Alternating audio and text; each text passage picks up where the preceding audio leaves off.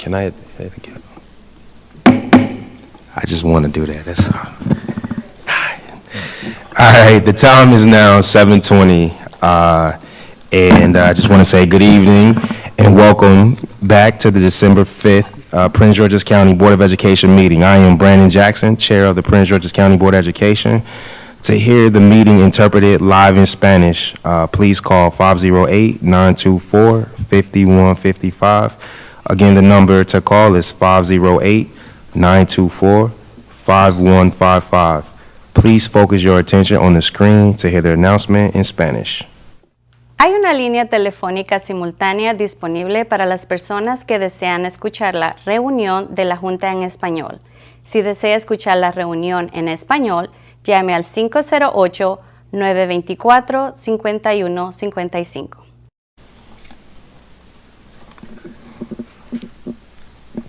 Thank you. For those who are unable to observe now, the meeting is being recorded and can be accessed on the PGCPS YouTube channel for later viewing. Lastly, for recording purposes, the chair reminds all board members to ensure that their microphones are turned on when speaking. The chairperson recognizes Dr. Felton Moss to lead us in the board prayer. Let us bow. Oh God, we pray to administer that which is just in all educational policies, being ever mindful of your guidance. Steer us to action with love, wisdom, and understanding. Amen. Amen. Please rise for the Pledge of Allegiance.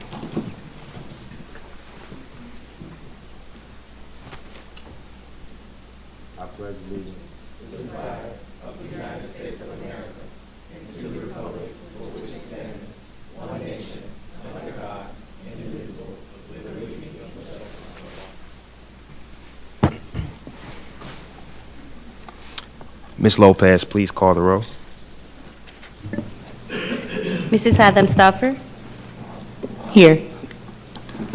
Dr. Anderful? Present. Ms. Busser-Strother? Present. Mr. Briggs? Present. Ms. Brown? Present. Mrs. Frazier? Mr. Jackson? Here. Mr. Jongo? Present. Dr. Moss? Present. Ms. Walker? Present. We have 9 board members present. Thank you. A quorum is present. If there is no objection, the December 5th, 2024 meeting agenda will be adopted as amended, moving items 11.1 to after public comment, item 8.1 approve of meeting minutes.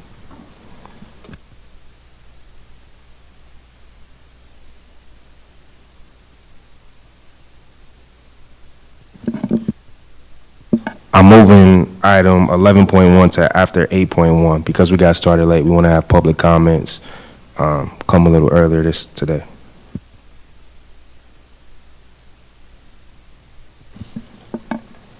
There being no objections, the December 5th, 2024 meeting agenda is adopted. Are there any corrections to the November 14th, 2024 board business meeting minutes? There being no corrections, the November 14th, 2024 board business meetings are approved. All right.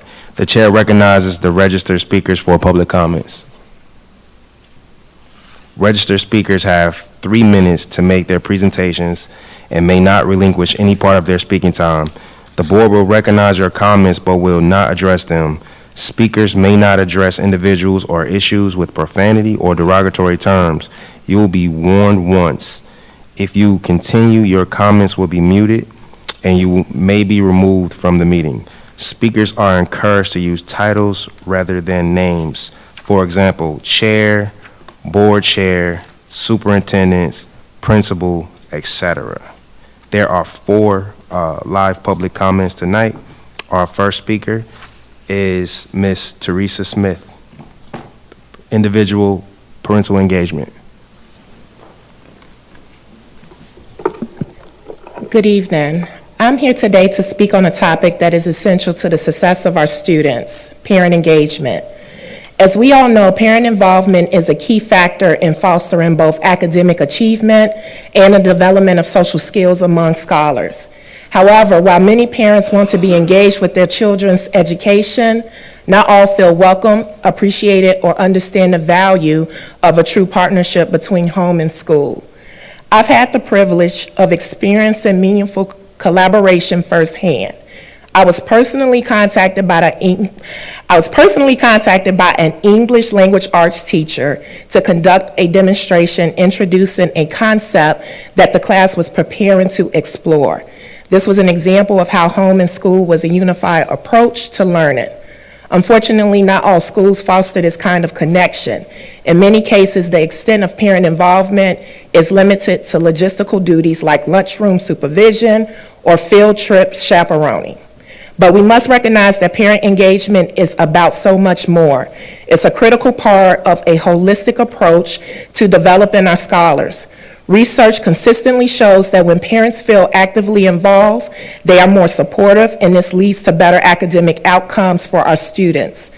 That being said, we face challenges that can impede our ability to engage parents in a meaningful way. These challenges, however, should not be viewed as barriers, but rather as opportunities for growth. Trust and confidence are key in building a connection with families. We need to ensure that parents feel valued and included, which means creating a culture of engagement and partnership across the district. I believe the Department of Special Education is on the right path. Tonight, they started their Parents and Partners series. But as we move forward, it is important to not only consider the limitations families may face, but also find creative ways to include them in the educational process. We must acknowledge and celebrate the involvement of parents, as this reinforces the importance of the connection between home and school. With that in mind, I would like to pose two simple questions. How can we improve parent engagement across the district at the schoolhouse level? What best practices can be shared and implemented, especially in schools that currently lack dedicated parent engagement support? Thank you for your time and consideration. I look forward to hearing your thoughts and working together to build stronger partnerships for the success of our students. Thank you, Ms. Smith. Next, I would like to recognize Siobhan Futrell, forgive me if I mispronounced the last name, individual, prevent bullying in the schools. Okay, all right, so next I'll go to Ms. Shannon Reed, individual, department, and dimensions.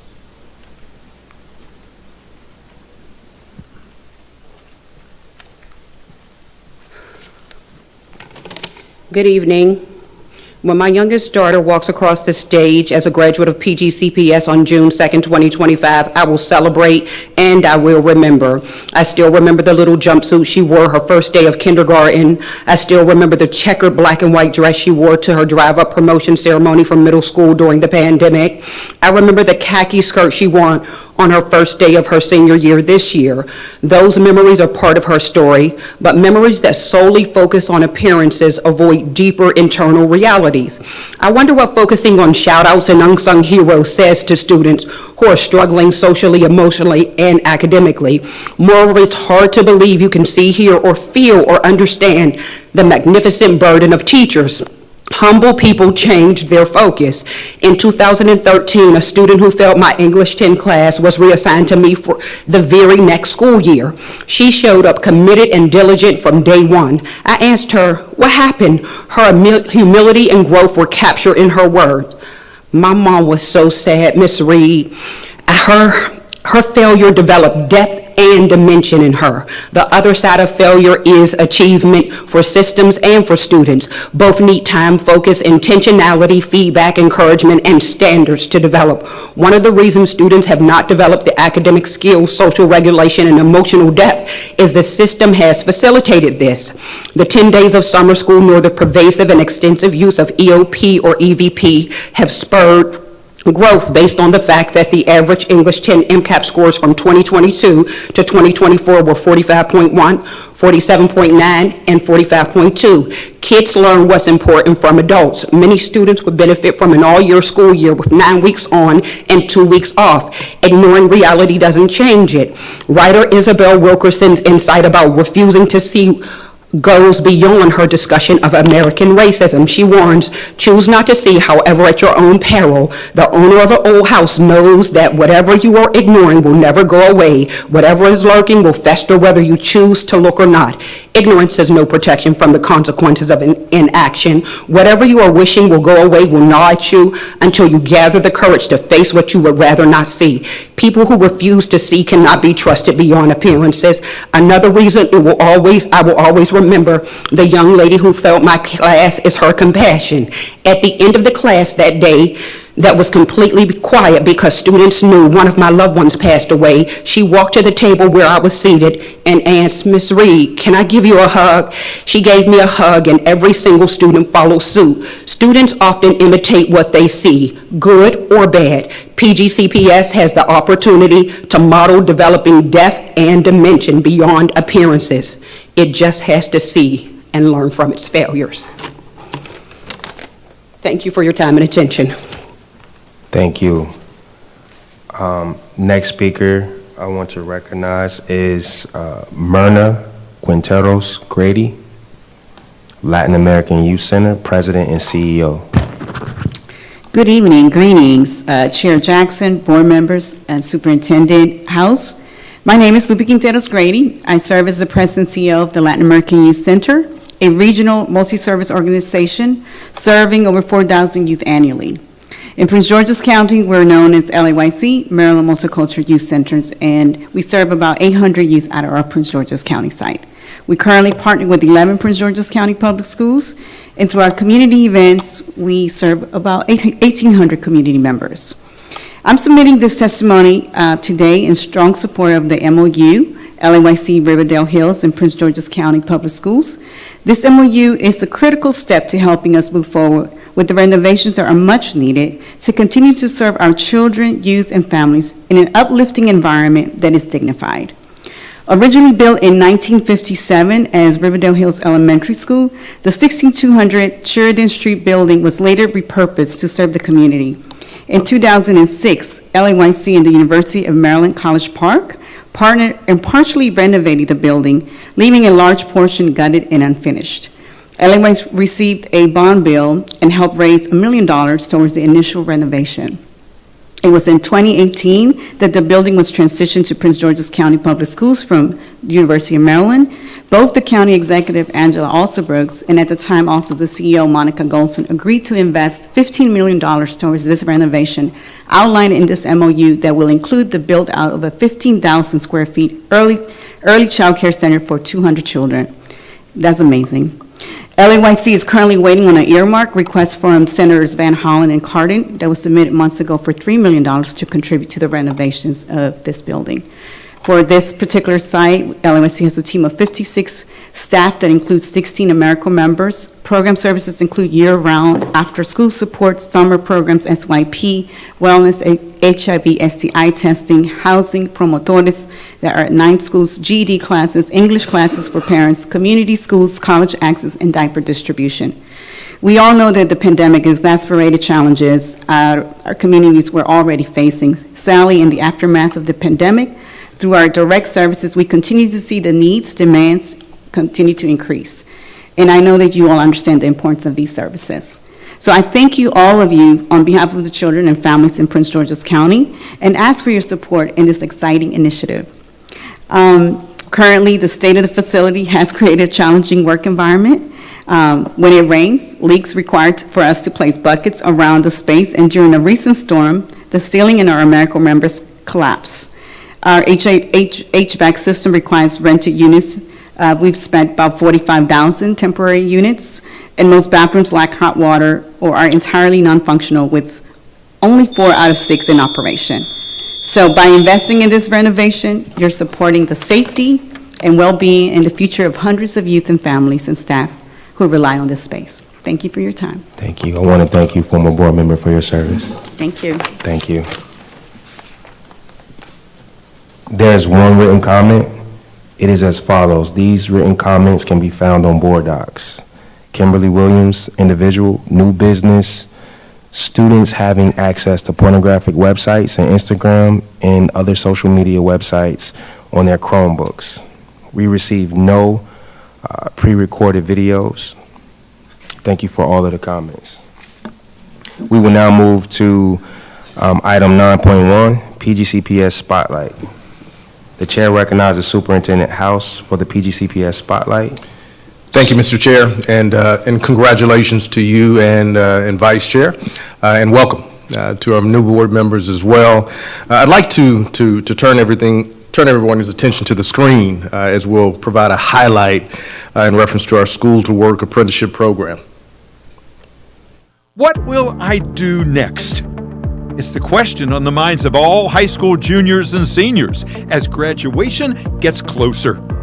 And while college and the military are always options, so too is work, especially if you've been trained in a trade that'll give you a skill for life.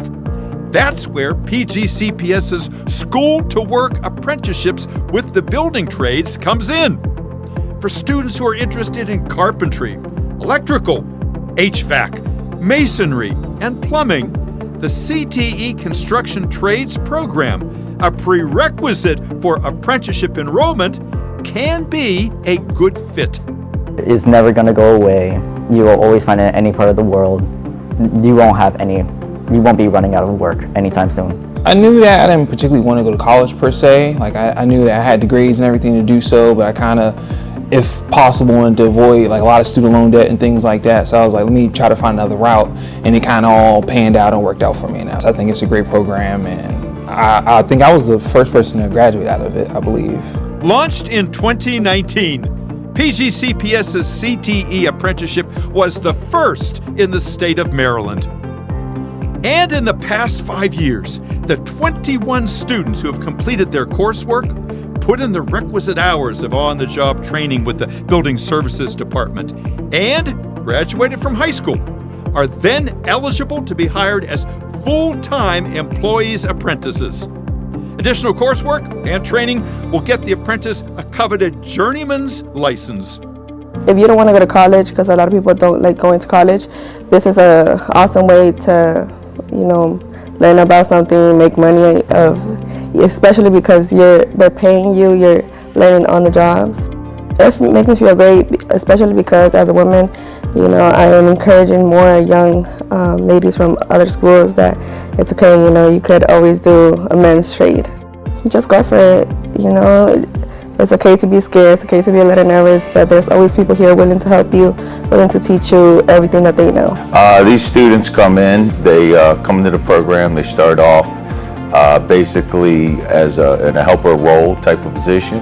As they're working with foremen, they learn and grow through the trade. And we have some students here that have actually stepped into their own vehicle and making their own work order repairs, running their own calls, and have done nothing but increase our program. It feels great because you always want to give back to the community where you grew up in. For the young tradesmen and women, their careers are often about more than a good paycheck. There's honor and tribute involved as well. How does it make you feel being a part of something like this? Fulfilling every day. I can come in at the end of the work. I feel like I did something for everyone, not just for myself, and my family's proud of it, so that's a plus. For more information about the apprenticeship program, consult your school counselor.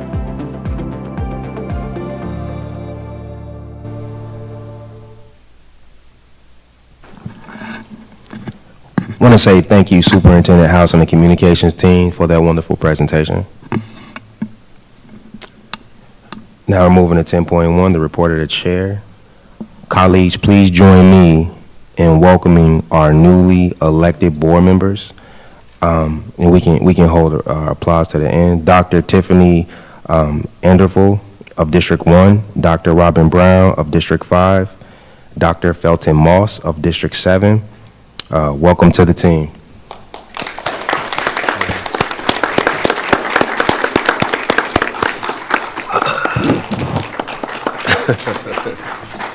Oh, we gonna stand up? Let's stand up. Let's stand up one time, man. I think we were confused. Thank you so much. Thank you so much. Typically, we have a small ceremony, and I promise you, we'll make sure that we make things right on behalf, given the circumstances with the election and, you know, how it was prolonged. We want to make sure that we bring you into this PGCPS family the right way. All right. Moving forward, we also look forward to educating, advocating, and acting together. In addition, please join me in congratulating our new U.S. Senator Angela Alsop-Brooks as our new U.S. Senator-elect. So thank you to Ms. Alsop-Brooks. On November 19th, 2024, Board Member Walker held her second annual Principles of Power Connect, where she connected with the principals of District 9 to understand their school needs and support for them on the current and future endeavors. Thank you for the work that you do in the community, Board Member Walker. We ask that you please mark your calendars for the following dates. December 7th, 2024, Chair Jackson will host the second part of the parent engagement workshop of the 7 Habits of Highly Effective Families at Largo High School. And it's open to all districts, not just District 6. December 14th, Board Member Walker will host her 5th Parent Community Summit at Akaki Academy, located in District 9. Also, December 10th, in Prince George's County Delegation 2025 Bill Public Hearing. Please visit their website should you wish to provide comments, where registration is required by 1 p.m. tomorrow. All events are open to the public. The chair recognizes the board members who attended the National Alliance of Black School Educators, NAPSE, annual conference to share their key takeaways from the professional development workshops they attended in November 2024. So I'll start here to my right, Vice Chair Jonathan Briggs. Thank you so much, Chair Jackson, and hello to the public, and also welcome again to our new board members. So I think we've talked about this before, but for those that are new or that are newly tuning in, we have, quarterly, even I would say sometimes monthly, professional development opportunities for the board members to participate in. I most recently went to the National Alliance of Black School Educators conference that was in Atlanta, Georgia, for 3 days or so. And I'll say the biggest takeaway for me was really and truly more about our parliamentarian process. In fact, tonight we were voting for our chair and our vice chair, and people said yay and nay. And I learned a very fun fact that there's actually no such thing as nay, it's just no. So people probably heard me say no during the meeting tonight, and I wasn't trying to be obstinate or anything. I was just actually doing what apparently is the right thing to do. So, I mean, that's the biggest thing that stands out for me. I think this is also a great opportunity for Black educators to come together, which I think is, in a lot of ways, not necessarily, it's a very small group. We don't see a lot of educators of color in our schools when we think about nationally. And so that conference is really a great opportunity to both share insights, updates, best practices, things that are happening in the field, but I think also feel community, feel connected, and to talk about kind of unique challenges and struggles. I met someone who is in Dallas, and she talked about how she really is probably like one of the few teachers, Black teachers in her district, and how that has impacted just her kind of teaching style, opportunities that she has, room for growth. And so I just want to, kind of underscore the impact and the power of those types of conferences that we get to go to both relationship build, bring back best practices, but I think also to be a support system for one another as kind of practitioners in this field. So back to you, Chair Jackson, but that's my insights. Thank you so much, Vice Chair Briggs. Moving forward, as we do spend time to recognize at this time, I would like to take a moment of silence as we honor the memory of the following PGCPS staff, family, and community members. Kayshawn Hunt, 10th grade student, Gwynn Park High School. Charles Washington III, teacher, Charles Herbert Flowers High School. Jerome C. Stocks, building equipment operator, building services. Lewis Wilson, senior facilities administration building.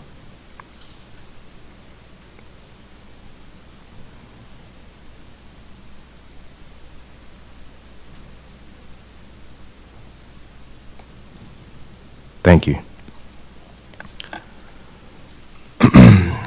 Now to announcements. The board informs the public of the following upcoming meetings. December 9th of 2024, the board audit committee meeting is at 6 p.m. and is virtual. December 10th, 2024, policy and governance at 5 p.m. December 11th, operations, budget and fiscal affairs committee meeting at 5. December 16th, academic achievement committee meeting at 5:30 p.m. The chair recognizes board member Adam Stafford for the, December 17th, disability issues advisory board meeting at 5:30. December 18th, climate change action ad hoc committee meeting. January 8th, parent community advisory council at 7 p.m. January 13th, the next board audit committee meeting at 6 p.m. January 14th, the next policy and governance committee meeting at 5 p.m. The next board business meeting, January 16th, beginning with a closed session at 5:30. Please continue to check the board webpage. The chair recognizes Superintendent House for his report. Thank you, Mr. Chair. As many of you know, this past week, the Maryland School Report Card rating were released, offering a snapshot of academic and non-academic measures of school performance and progress in PGCPS specifically. Now, while our team is really still thumbing through that data and analyzing it, I will share a few highlights. Number one, more schools increased their star rating than decreased. Secondly, majority of our schools either improved or maintained their star rating from the previous year. High schools specifically, 82% of our high schools showed gains in English language arts and proficiency. 93% of our high schools improved their on track in ninth grade for graduation metric. Middle schools, gains in social studies proficiency were observed. Elementary, specifically, improvements in math proficiency were specifically noted. Attendance, both elementary and middle schools showed reductions in the chronic absenteeism, which we all want to see. We have 0 one-star schools in our school district. PGCPS also stands out as is one of only 2 districts in Maryland having a 5-star middle school. Report card survey results also reveal improvements in both teacher and student survey, and of course that's all about perception of school climate across all grade levels, which is good news as we have a pulse on what our climate and culture looks like. Now, 2025-26 school year calendar, as you may know, is continuing to be focused upon. PGCPS is in the final stages of drafting the 25-26 school year calendar, and we're asking for input from the community at this particular time. 2 draft options are available for review. We encourage everyone to review the drafts and really take the survey by December the 18th. Again, that survey will be open until December the 18th for feedback, and it'll help us to really shape the next PGCPS calendar. Moving on to proposed operating budget. Tonight, as you all know, I'll present a proposed FY26 operating budget, which is really guided by strategic investment priorities and fiscal responsibility. The proposed budget addresses critical challenges, including the expiration of the federal COVID relief funds. I also was at NAPSI, and this was one of the big conversations for superintendents and school districts across the country. Also, rising operational costs in areas such as transportation and utilities.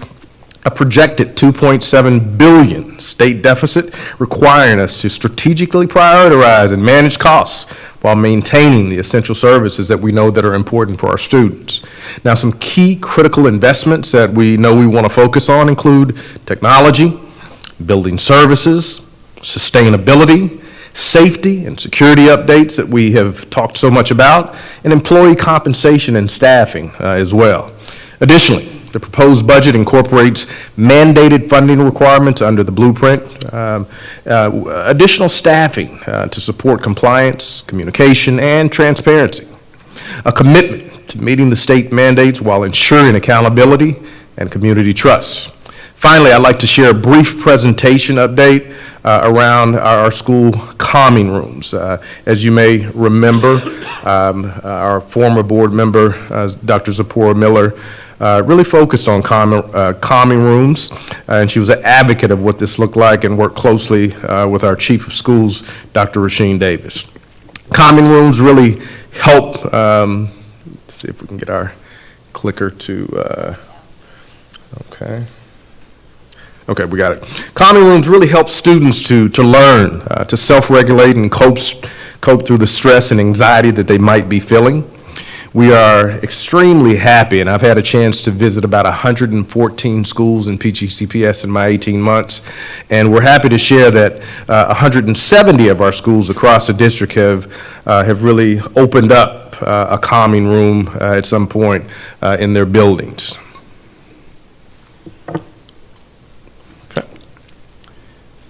Each of these 170 schools receive calming starter kits to really kind of guide the way in reference to what this looks like. It includes mood lamps, comfy cuddle balls, two jumbo huge bean bags, as you've probably seen, a 9x12 comfy carpet, a case, sensory ball as well.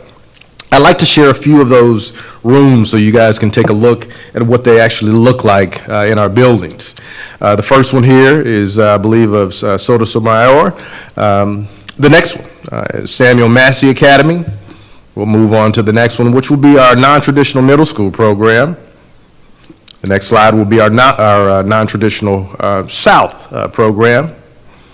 The next one is Beacon Heights Elementary, and also University Park Elementary. Now, we'll continue to ensure that this is an initiative as we move into 2025. Mr. Chair, that concludes my report at this time. Thank you, Superintendent. I appreciate the report. Now, moving to the report of the committees, the chair recognizes the board committees for their committee reports, starting with Board Member Bruiser Struthers for the Audit Committee. All right, thank you so much, Chair Jackson, and I'm pleased to present this report as the current committee vice chair, and I want to thank Board Member Jackson for has been serving as chair of this committee, and I congratulate you on now chairing the board. The Board Audit Committee is committed to providing oversight of the financial reporting process, the audit process, the PGCPS system of internal controls and compliance with laws and regulations. The committee meets monthly on Mondays at 6 p.m. The members that have been serving to date have, as I said, Chair Jackson, myself, Vice Chair Jonathan Briggs, and District 8 Board Member Madeline Lassay Frazier.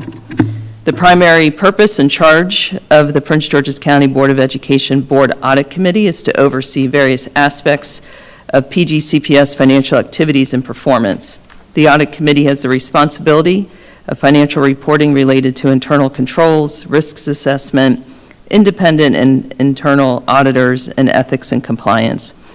Also, the Audit Committee has the responsibility of following up on the recommendations, action items proposed by PGCPS internal audit and external auditors that the PGCPS administration agreed to comply with. Attention can be focused on a few important areas to remain vigilant in overseeing this, including any prior internal control issues and how they have been resolved, complex accounting and reporting areas and how management addresses them, current audits by external and internal audit, and significant accounting policies, judgments, management estimates, and their impact on the financial statements. Additionally, I would like to provide the Board Audit Committee's progress report. The committee has maintained monthly meetings, which began in September 2024, where members have engaged with the internal audit staff and administration.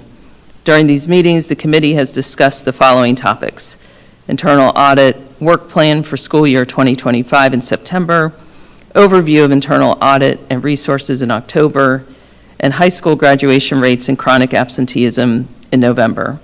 We are committed to continuing the work of the board as its designated oversight of the audit processes and internal and external controls. On behalf of the committee, we thank you for your continued support. That concludes the report. Thank you.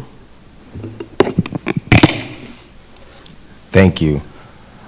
Now we'll move to the chair recognizes board member Adam Stafford for the Operations, Budget, and Fiscal Affairs Committee report. Thank you, Chair Jackson. As established by Board Policy 8100, the Operation, Budget, and Fiscal Affairs Committee is required to present at its committee charge an introduction to the entire board. In keeping with this board policy, on behalf of the Board of Education, this committee is charged with reviewing issues involving school system operations, budget, and fiscal affairs. This committee is also responsible for reviewing issues related to the management and audit of functions in the PGCPS, Prince George's County Public School System, specifically by reviewing and providing recommendations regarding fiscal, capital, and human resources.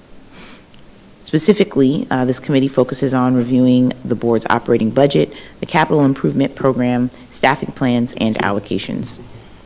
The members of this committee for the 2024-2025 school year, including the administration representatives, are as follows: myself as committee chair, and Ms. Pamela Boozer-Struthers, Ms. Lolita Walker, Dr. Sharaska Coleman, Chief Operating Officer, Ms. Lisa Howe, Chief Financial Officer, and Cindy Adlian, Committee Support Staff.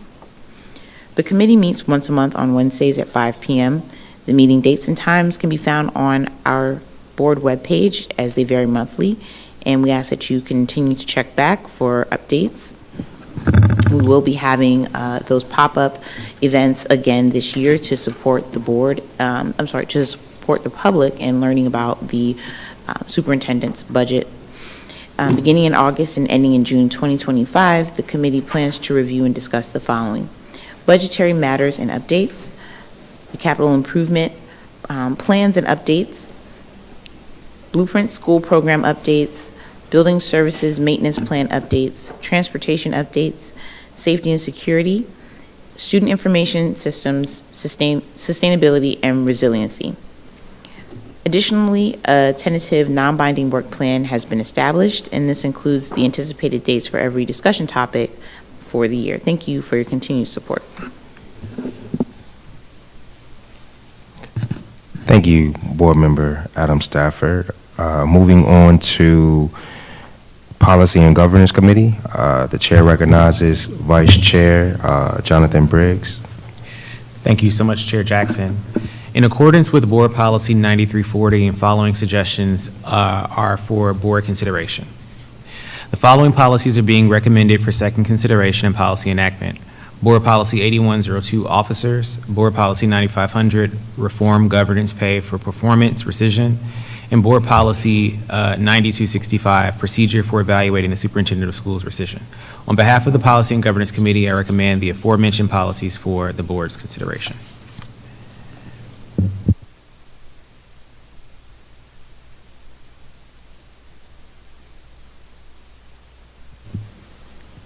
There needs to be a good second.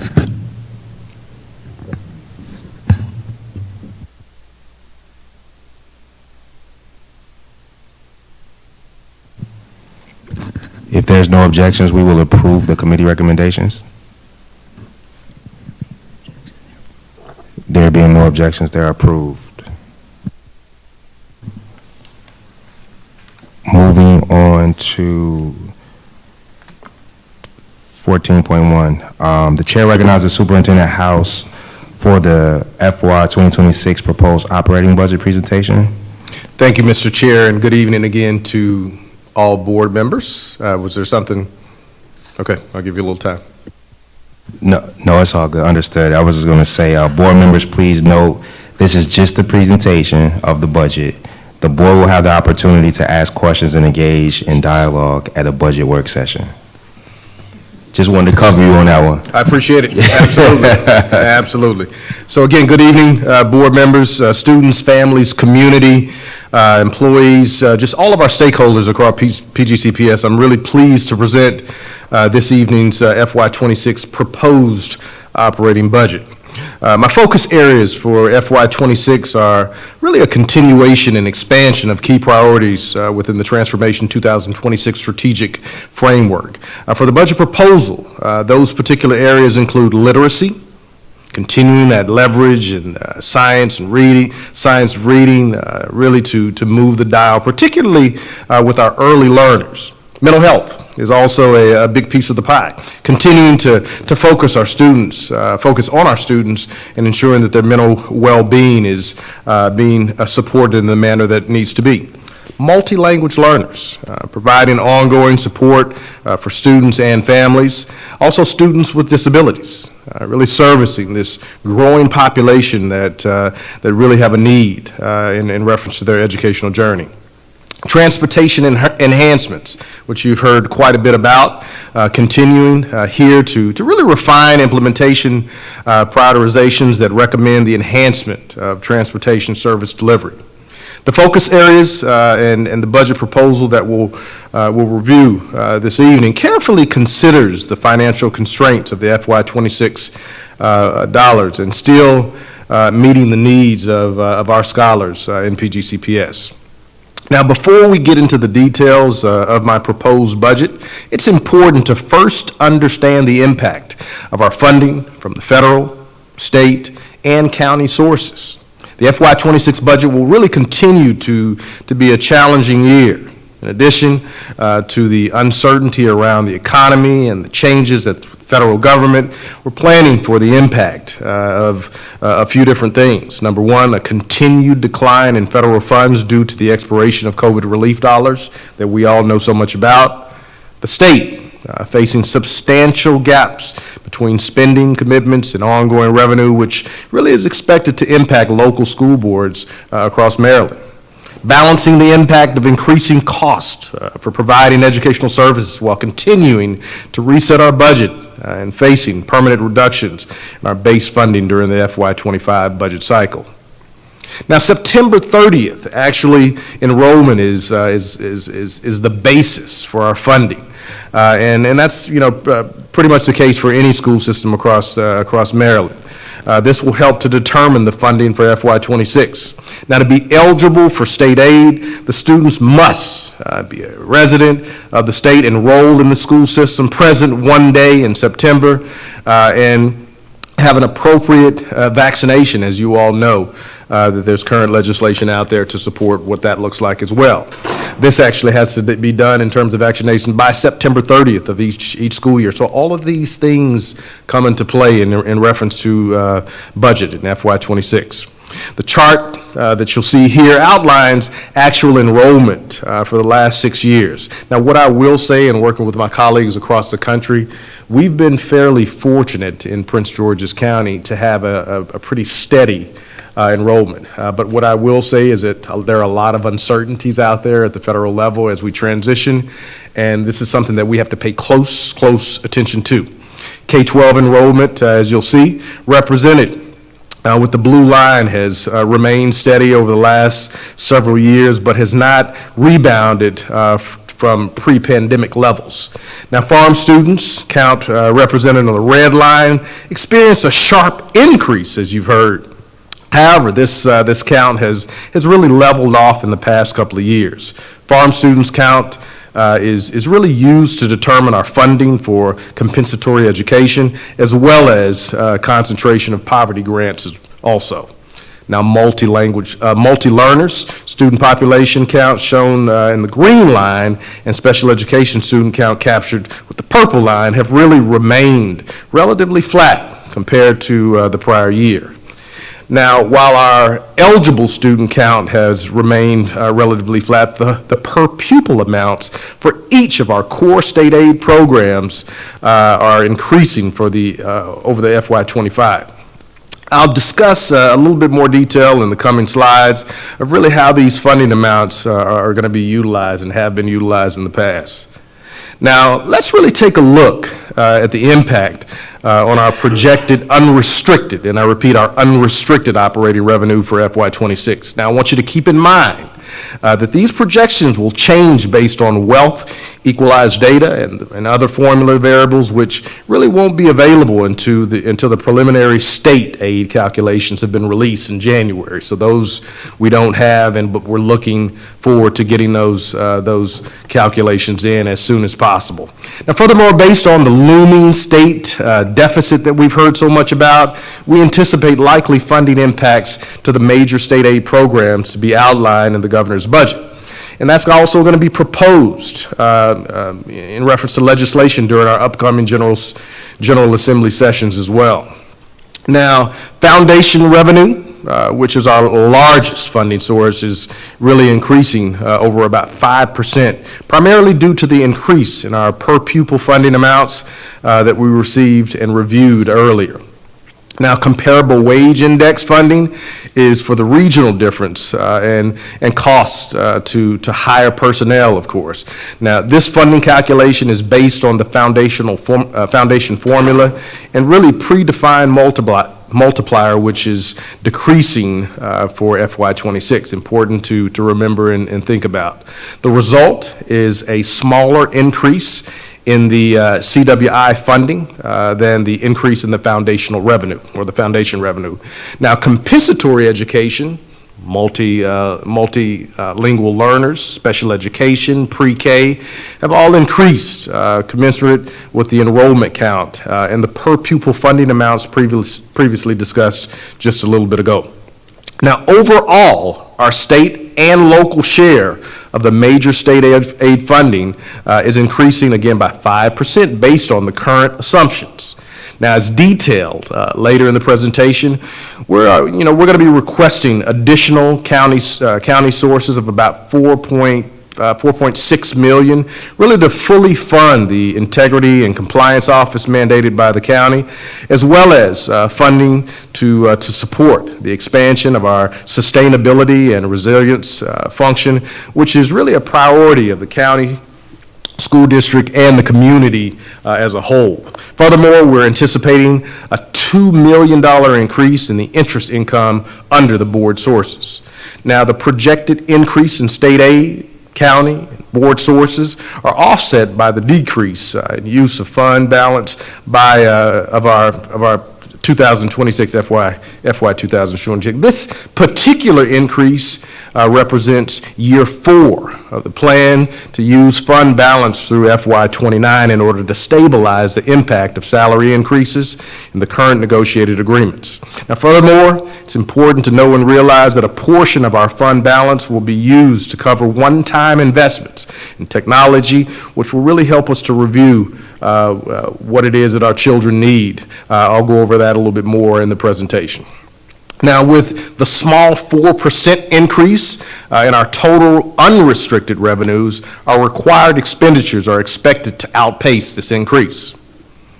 Of the $100 million increase in unrestricted revenue we just reviewed, all of it will go towards meeting our mandatory costs of nearly $103 million, which includes these couple things. Number one, $87 million going directly to employee raises outlined in our multi-year negotiated agreement, primarily supporting school-based positions.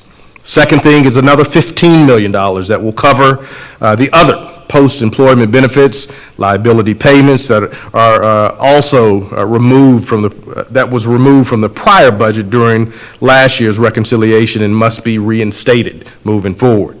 $20.1 million must be used to cover operational costs of doing business, including lease purchase, utilities, and technology maintenance. And another $19.4 million will be invested in critical organizational improvements.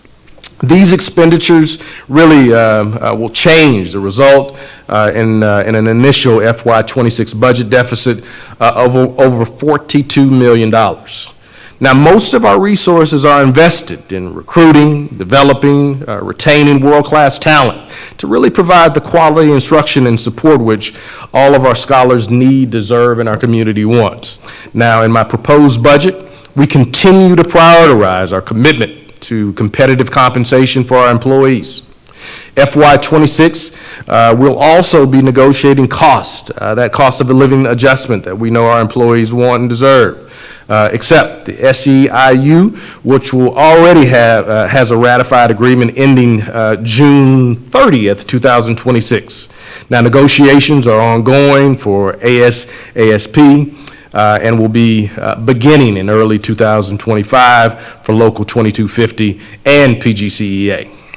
Now, in order to close the FY25 budget and final reconciliation last June, we made an early payment towards the other post-employment benefits liability for retirees. This action reinstates the necessary funding for FY26.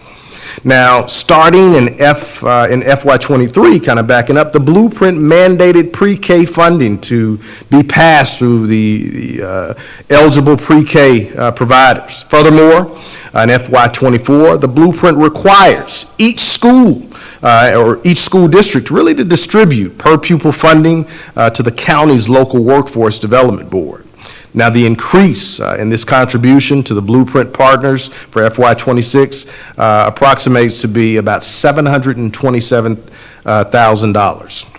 Now, for FY26, the state retirement administrative fee required to be paid to the Board of Trustees is increasing by $359,000. Operating costs for doing business will be increasing over $20 million due to increasing in the lease purchase payments for finance, acquisition of bus and non-bus vehicles, textbook adoptions, and technology as well. Also, rising utility costs across all PGCPS building, primarily electrical, natural gas, water, sewage, and business systems upgrades and technology costs escalating anticipated for the FY26 budget as well.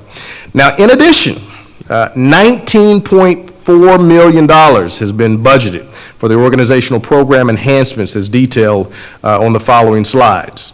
Now that you've had, and we've had made it through the implementation of our student information system, which was funded through ESSER, we must redirect our efforts to really a new enterprise resource planning system that is so needed at a high level. Our current ERP Oracle is at its life's end and really requires the kind of upgrade that will make a significant difference in our school system when it's all said and done. Functions that include things that you all have heard from our community and our employees, like human capital management, procurement, vendor payments, accounting, financial reporting, budget planning and grants, financial management. It's going to be important to use this fund balance as planned to really cover 1 year of implementation costs as we move into this work. Now, ESSER funding has been used for the past several years through the FY25 to support students and staff digital tools, as well as the 1 year license for Synergy, our new student information system, as you've heard so much about. These costs will be funded as operational costs going forward. Now, throughout our school sites, there are stormwater runoffs, which these run off into retention point. This is, probably not very exciting stuff, but it's important to know and to understand. The runoffs, they run off into retention ponds, which require maintenance and treatment in order to really be compliant with the state and local requirements that we have upon us. We are requesting the county to provide funding to cover the estimated annual impact, which is about $2 million as well. Now, in the FY24 budget, we created a Sustainability and Resilience Office to really lead the work outlined in the Climate Change Action Plan that we know so much about and that we're so proud of. At that plan, as that plan continues to move forward and is executed, funding is going to be needed to support the work around composting programs, research and feasibility studies that will really help us leverage proposal development technical contracted on-call services with the Maryland Environmental Services, subscriptions also for software services to support energy monitoring and data reporting, efficiency programs also, and audits to really support lower energy use at particular selected sites. We're requesting the county to fund the expansion of our sustainability resilience initiatives, really which will help to be a priority for the county, school district, and the community as a whole. Now, safety and security continues to be on the forefront and an area of emphasis for the coming year. In the FY25 budget, I introduced support student safety security in our middle school and high schools. During the reconciliation last June, we delayed a portion of the staff enhancements for our staff, our safety and security counselors until FY26. Now, the Integrity and Compliance Office, a mandated office that you know of by the county, is requesting an additional compliance analysis position. We're asking the county to fund this office, including this new position as well. Now, in the FY25 budget, the Board of Education received funding to support communications and a consultant as well. Based on expanded requirements, the board is requesting a communications specialist for the FY26 ongoing in lieu of using contracted services. Now, as noted earlier, the blueprint legislation outlines funding from the state and the county for each program. Each blueprint program governs the intended use of funds, some of which are restricted. As we continue to go through blueprint implementation, it's going to be important that our stakeholders really understand how the funding is utilized, and the guides are really our resources, allocations, and opportunities moving forward. Now, Foundation provides base funding for each student to support instructional and support salaries, teachers, retirement, career counseling, behavioral health, college and career readiness, maintenance, and operations of our schools, supplies, materials, technology costs, and gaps in other funding programs such as special education and transportation. Now, comparable wage index is the regional cost difference in educating students with higher than average cost of living.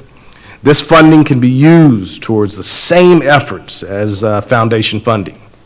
Now, compensatory education provides wraparound supports for economically disadvantaged students. As you know, it really helps them to improve student academic achievement. Funding can also be utilized to support additional instructional resources, including teachers, summer programs, social emotional supports, tutoring, and academic interventions, as well as special education. Funding for our multilingual learners, students include ML family coordinators and services, as well as additional instructional resources similar to those under Comp Ed. Now, special education funding supports the service of students who really qualify for IEP services, as you may know.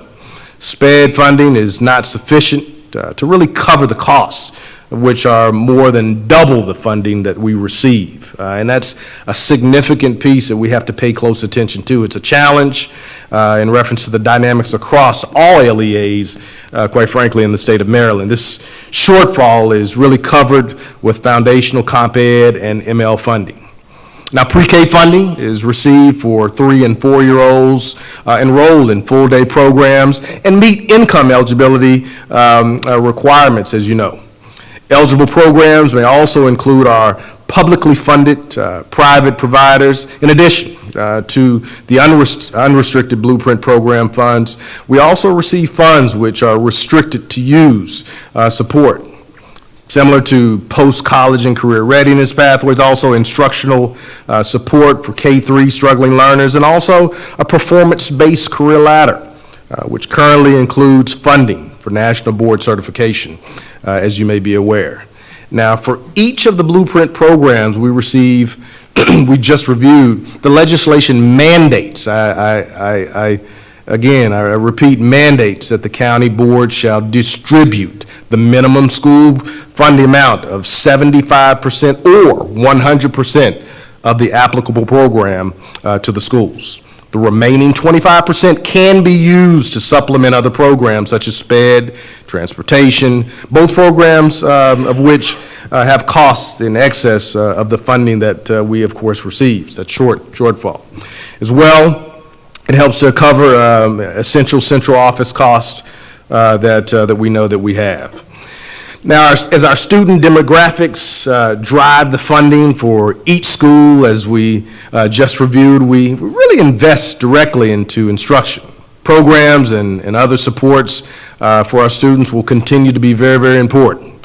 Some of our prioritized school-based funding pending for FY26 include continued mental health. You'll hear that as a theme. Wraparound supports for multilingual learners and economically disadvantaged students to really help support academic success. School-based wellness clinics, ongoing expansion of our Chinese, French, Spanish immersion programs at Largo High School, ongoing investments in students with disabilities, including additional audiologist services. Ongoing CTE programs that we, similar to what we heard a little bit about earlier, including PTEC and 3DE. Improving literacy achievement, particularly with our early learners. Now, given the financial constraints that we're facing, my executive leadership has been challenged with self-funding and reprioritizing with each division to meet the needs of the FY26. Even with the limited program enhancements that we're facing, the budget deficit due to the mandatory obligations and the rising costs of doing business, which will require further cuts. Now, to fully close the unrestricted operating deficit, we have already reduced systematic lapse and reserve accounts by $4.4 million, as well as made central office reductions of about, I think, $600,000. However, we will have to dig even deeper to really ensure that our base budget, reprioritizing spending programs, program services, all are going to be rethought during this time and process.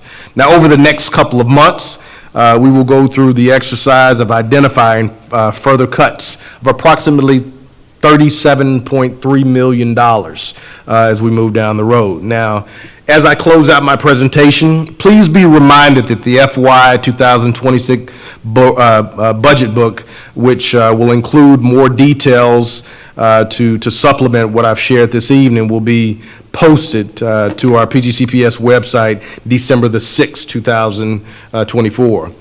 So we encourage each of our board members, community, families, students, employees, labor partners, and other members of this incredible county to ask questions and participate in the budget work session scheduled both in January and in February of 2025. Now, the Board of Education has adopted a collaborative process to really make amendments to the FY26 proposed budget.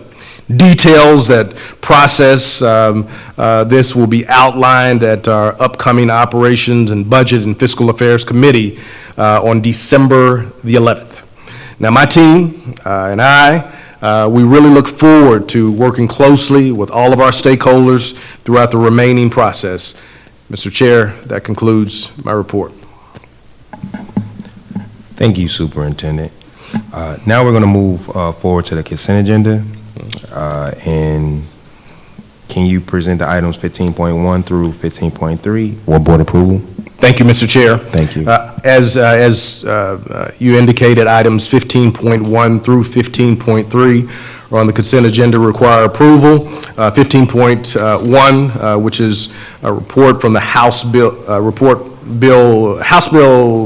821, which is Student Support Specialist Networks and Success Action Plan. 15.2, which is FY25 tax exempt municipal lease purchase financial for the procurement and replacement of buses, non-bus vehicles, textbooks, and instructional computers. 15.3, which is approval of the Riverdale Hills Childhood Center Memorandum of Understanding with the Latin America Center for Joint Construction and Occupation. Thank you, Superintendent. Board members, Would you like to pull any of these items for discussion under general orders? Pulling the item, I just repeat, pulling the item does not denote a no. It indicates a desire to discuss further.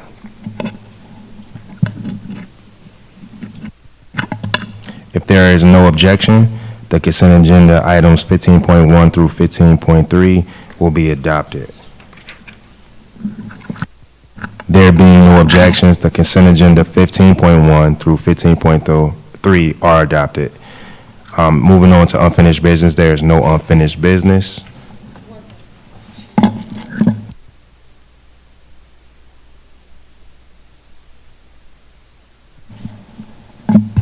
Recognize Ms. Brown. Yes, thank you so much, Chair Jackson. I just wanted to get a little bit more information on 15.2.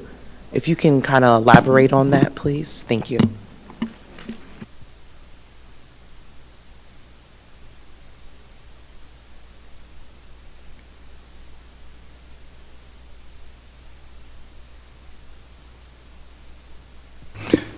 We'd be glad to do so. We'll, I'll have, I know you haven't met the executive staff, but Lisa Howell is our Chief Financial Officer, and she'll provide a little bit more insight here. Good evening. One moment, please. Oh, okay. Okay. Right, if there's no objection, the consent agenda item 15.1 and 15.3 will be adopted. There being no objection, the consent agenda item 15.1 and 15.3 are adopted. There is no unfinished business. Now, we'll move 15.2 to general orders. And so I'll recognize Chief Howe. Thank you. Good evening, thank you. So PGCPS enters into a financing agreement to help with our procurement of our vehicles, which includes our buses, our non-bus vehicle fleet, textbooks, as well as technology. And so we enter into a process where we go through an RFP earlier in the fall to invite different financial institutions to participate in this opportunity. Out of that process, we identified Bank of America. They had the best offer, the lowest interest rate, the best terms, and so now we're coming to the board for approval of that financing agreement so we can enter into that for fiscal year 2025 to help fund those items that I just discussed. Thank you, Chief Howe. If there's no objection to item 15.2, will be adopted. There being no objection, item 15.2 will be adopted.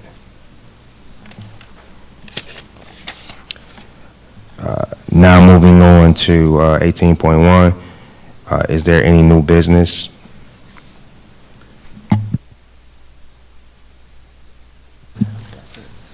I want to recognize Board Member Shayla Adams Stafford. Thank you so much. For the past several years, we've heard many cries from our community members about the inaccessibility of our board meetings. At times, board members have heard from residents that have come here and talked about the lack of access to public transportation, which has prohibited members of the public from coming out to connect with board members. As the public body charged with overseeing this county's public school system, I think it's important that we make our public meetings easy to attend with multiple options for public transportation.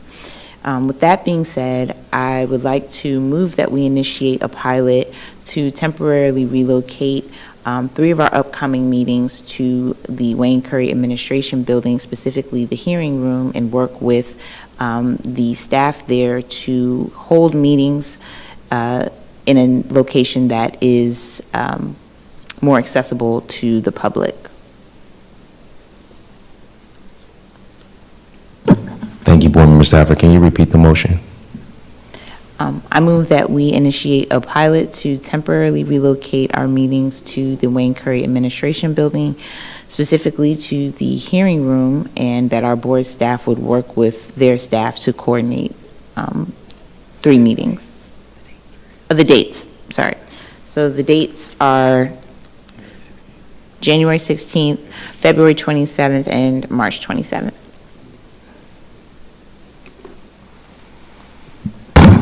Thank you.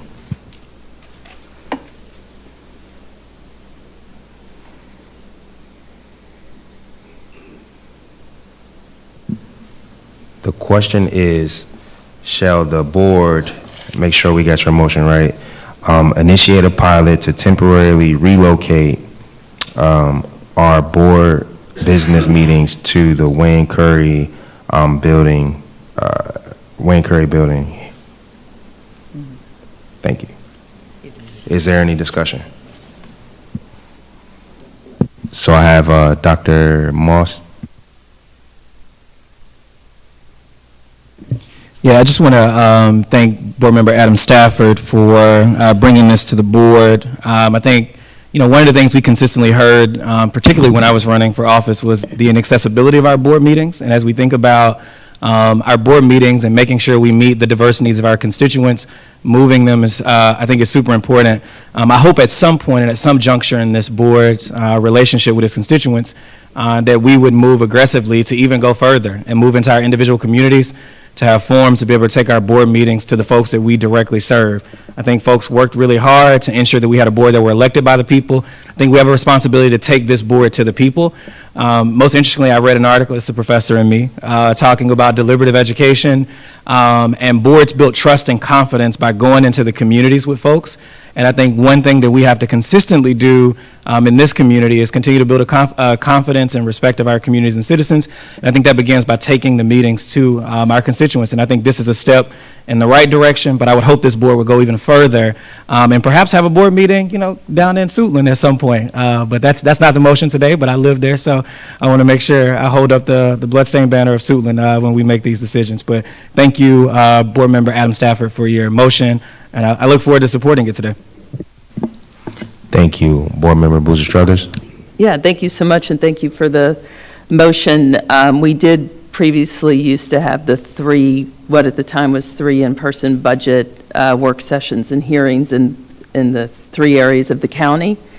And I thought that worked really well, and it had the opportunity for board members to go into other, particularly high schools with the auditoriums to support this that were outside of our district, and of course, was, eventually near all 9 districts. But, those were just the agenda of the budget hearing and the staff to support that. I certainly would be concerned about the impact on our staff preparing for board meetings. I know that they're often in the office up until the last minute. We need privacy for our executive sessions. I think there's a lot of logistical support around a full board meeting that I certainly would want to understand how we'll manage that. I'm also concerned about meeting in a Maryland National Parks and Planning building and not a PGCPS building. We are the Board of Education. I think we should be in our home. I would encourage you to consider the locations to be one of our auditoriums that has the resources, but I would not be in favor of meeting in a building that's another agency. Thank you.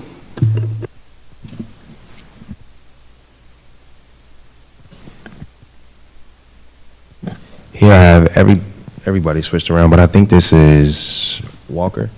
Is it Walker? Board Member Walker. Thank you so much for the opportunity to bring this to the board for further discussion. I won't repeat what Board Member Boozer Struther has said. I am also just wanting to ask, or asking the chair to ask the administration if there's any impact to moving the meetings, to understand that a little bit. And then I also am in favor of us continuing at the Board of Education. Thank you so much. Thank you, Board Member Walker. I want to recognize Django, Board Member Django. Good evening. I actually do love the idea of relocating to a central-based location, mainly so that our constituents can be able to, use public transportation to come and testify and interact with board members. A concern I do have, well, not really a concern, but definitely more of a suggestion. As we if this motion gets passed to temporarily relocate to Wayne Curry, could we also kind of look at other avenues or other venues or meeting locations? Of course, maybe PGCPS, owned it. And maybe even if we could start having that conversation, if we would like to maybe get a building or, kind of start that conversation of if we can actually, afford a building, a new building, administrative building to actually relocate permanently so that we're able to, still have our own PGCPS owned building, but also still be able to be centralized so that our constituents can always come back to us. Ooh, sorry. And yeah, that was just my, suggestion. Thank you. I appreciate it. Before we move forward, I know that Board Member Walker did have a question, and I just wanted to pitch this to the superintendent. Is there any concern from the administration to shift to the Wayne Curry building? What I'd have to understand is cost of staff preparation, human capital as well. Are their audio-visual folks running the meeting? Is that us? Do we have to learn that? So I think there's some things that we'd have to look at and have conversations before we can really accurately assess what additional manpower and cost might look like. Thank you. I want to recognize Board Member Shayla Adams Stafford. Yes, thank you. And what we've heard time and time again is that, in order for us to change our location, we'd need to be in a space that could allow for streaming. And this is a location that would allow for streaming and is set up similar to what we have here with the dais. And I've been in communication with some folks there that are willing to talk to our board office about making this a reality, so we can sort of connect all the pieces there and see if a pilot is possible, so that we can consider moving this just temporarily as a way to show our community that we're listening, we hear them, that they'd like to have more accessible board meetings.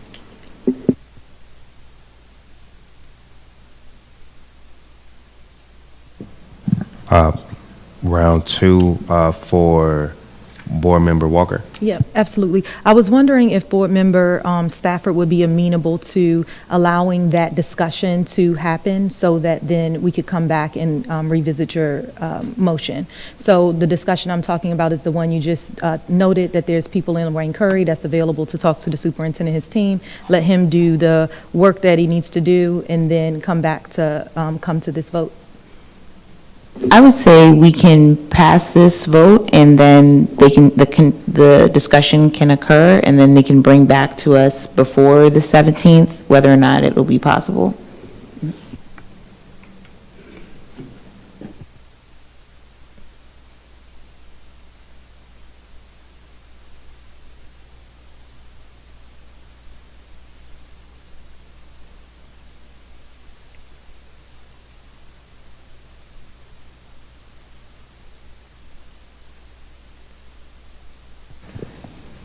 Want to talk to legal counsel.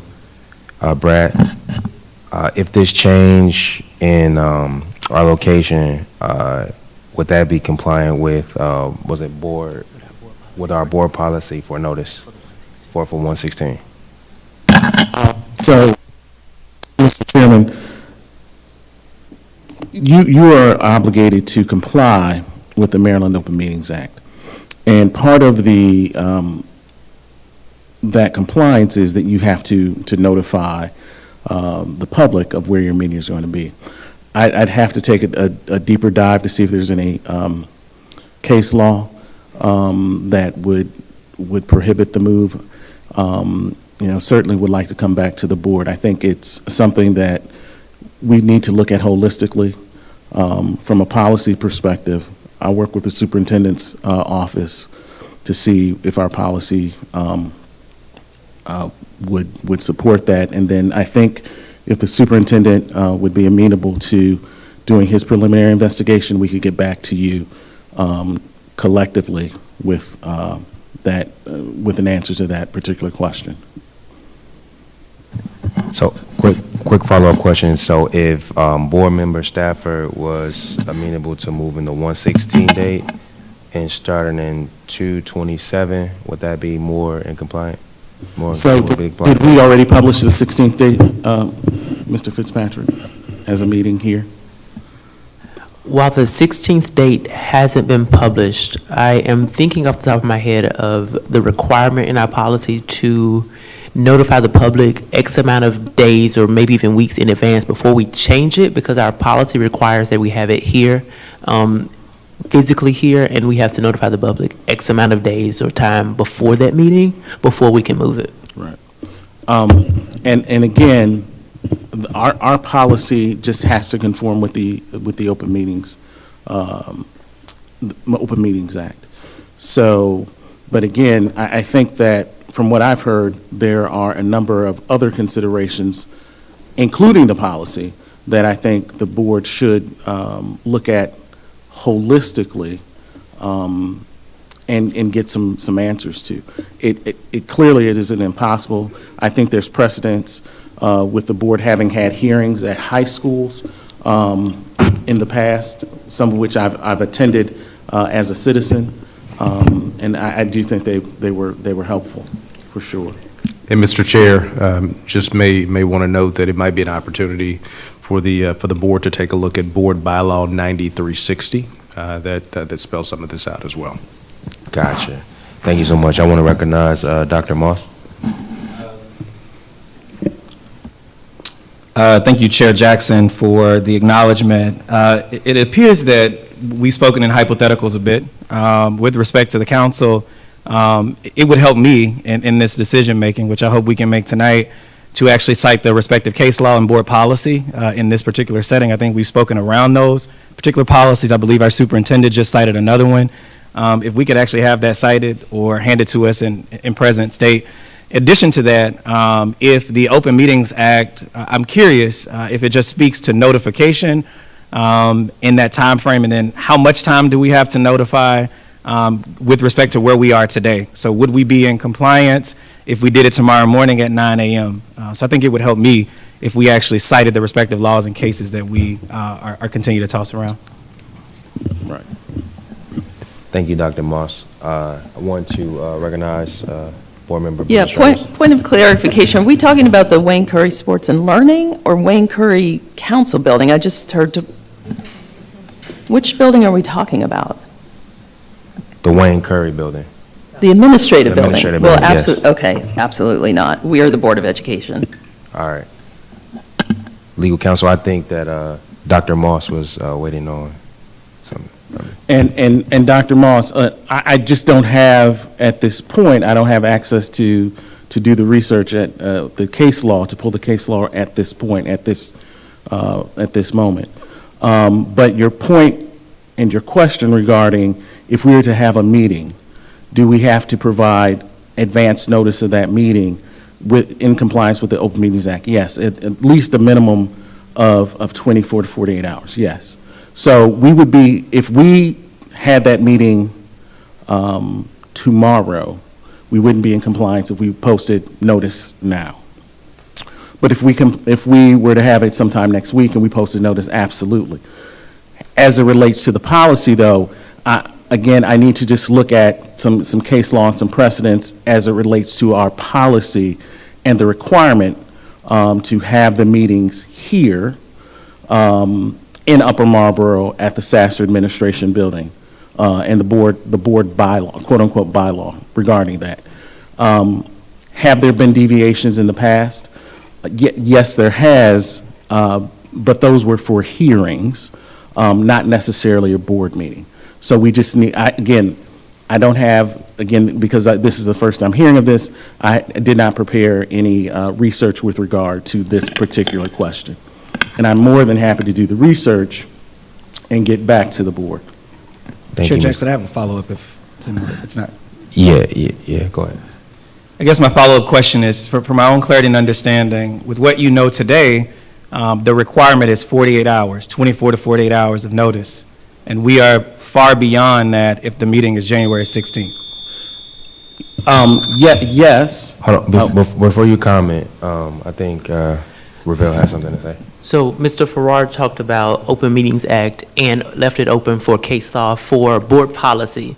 Board policy 9360 requires that, unless otherwise noted, board meetings will occur in the boardroom of the administration building at the time provided by public notice. 2 weeks public notice must be given if the date, time, or place of the meeting is to be changed unless there is an emergency situation.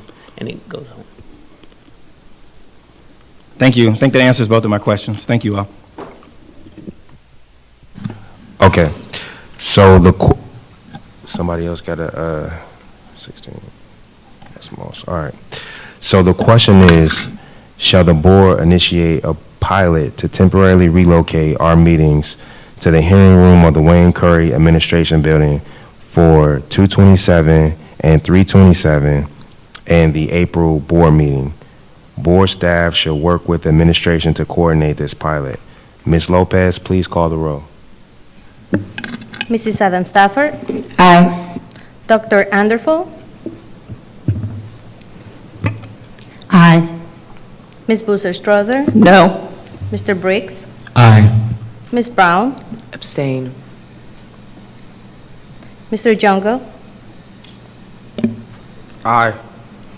Dr. Moss? Aye. Ms. Walker? No. Mr. Jackson? Aye. There are 6 in the affirmative. The motion is adopted. Is there any more new business? I want to recognize board member Dr. Moss. Good evening, colleagues, and want to congratulate you on being sworn in an important office. I actually don't have a motion for anything today, but I do have an item for discussion. Today marks the opportunity of a new term and a fresh opportunity for us to work to serve our students here in the county. And as we embark upon that journey, I want to talk about an issue that demands our immediate attention. That issue is respect to our students with disabilities. As I was running for the school board, I can profoundly remember a parent running into my arms, almost crying about their child and the experiences they had had. Sadly, that experience is not germane to us in Prince George's County. It is one across our state. We just saw at our State Board of Education meeting yesterday a similar issue. We serve over 14,000 students in this district who've been identified as a student with disability. That's nearly 10% of our student population. Yet the reality that meeting the needs of our students with disabilities requires more compliance with federal and state mandates. It requires innovation, investment, and intentionality. We must ensure that our special education programs are equipped to address the diverse needs of students with academic, behavioral, as well as physical and health challenges. As someone who is a black male, we find often that black boys are often referred to special education far more than any other group or subgroup in our district. And so what I want to make sure we do is we make special education a priority this year. I don't have a motion concerning this, but I think it's in our interest as a board, as individuals who were recently elected, that we meet the demands of folks who actually elected us. And I consistently heard on the campaign trail that folks are not having the best experience. I don't want to just take that word. I think we need to work with our district folks. We need to work with our parents to find out what it is about special education that is leaving parents coming into my arms crying on election day. So I believe by prioritizing students with disabilities, we're not just meeting the mandate that we got as an election, but we're also ensuring that we continue to serve our students with dignity and respect in our district.